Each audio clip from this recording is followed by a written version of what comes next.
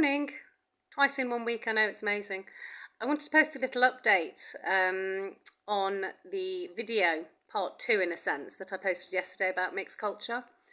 There was a couple of comments that I will address directly after I've recorded this video, before I post it, that suggested, I don't know, my takeaway from the comments made me feel that my video had been quite negative. And I was thinking about my purpose in sharing the video about mixed culture. And yes, it was to highlight and share some of the thoughts I'd had about the challenges of being of mixed culture. But it feels really important to me to just clarify by way of an update that I love being of mixed culture. For me, it has enriched my life beyond what I could ever have hoped for.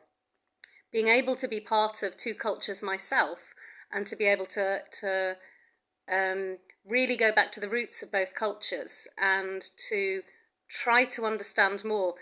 I was born and bred in Britain, in England, but the year that I turned, the academic year that I was 13, 14, I went to school in Croatia, which was then Yugoslavia. And whilst we were there, the Homeland War began and Croatia declared independence. And I remember that we were living in a military base at the moment, a city called Pula, which is beautiful. Strongly recommend visiting.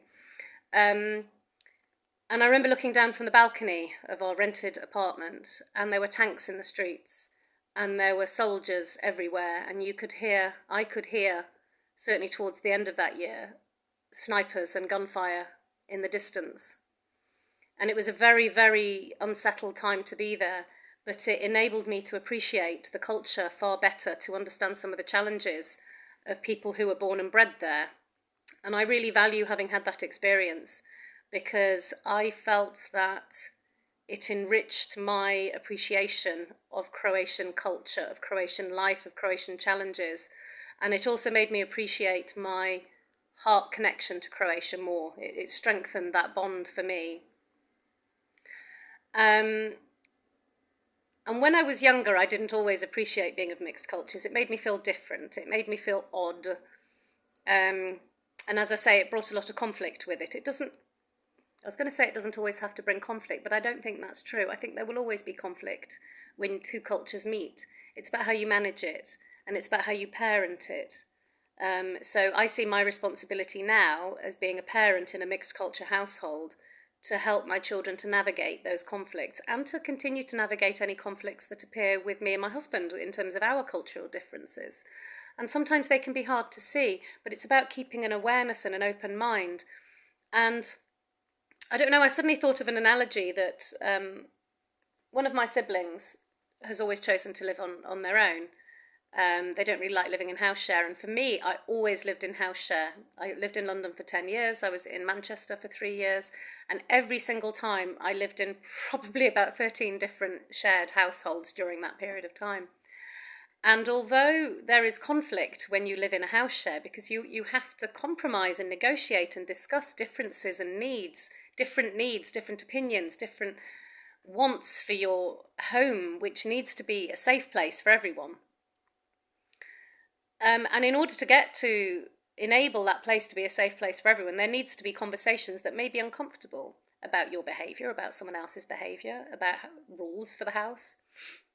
But for me, the benefit of having that mix of people in one space and having the company of other people around me massively outweighed the work that went in to make a house share function effectively. And it didn't always work, and then I left. But some of the house shares I lived in were wonderful. And for me, being of mixed culture is the same. It brings challenges. It brings a need for compromise and negotiation and conflict management and discussion and all of these fantastic skills that stand you in good stead when you're older.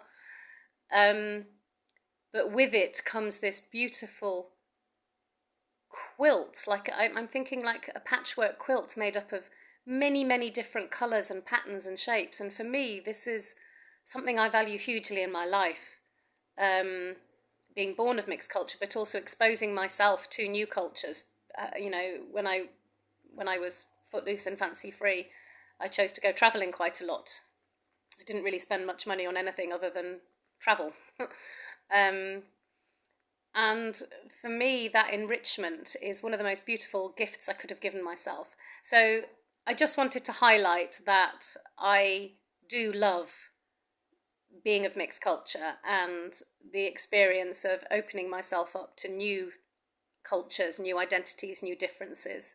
For me, that's what makes my life beautiful, having such a wonderful patchwork of many, many different types of beauty. So I hope that clarifies and balances perhaps my previous video. And I wish you a continued fantastic week. It is sunny here today and I'm feeling better and better by the day. So I have a lot to be thankful for today.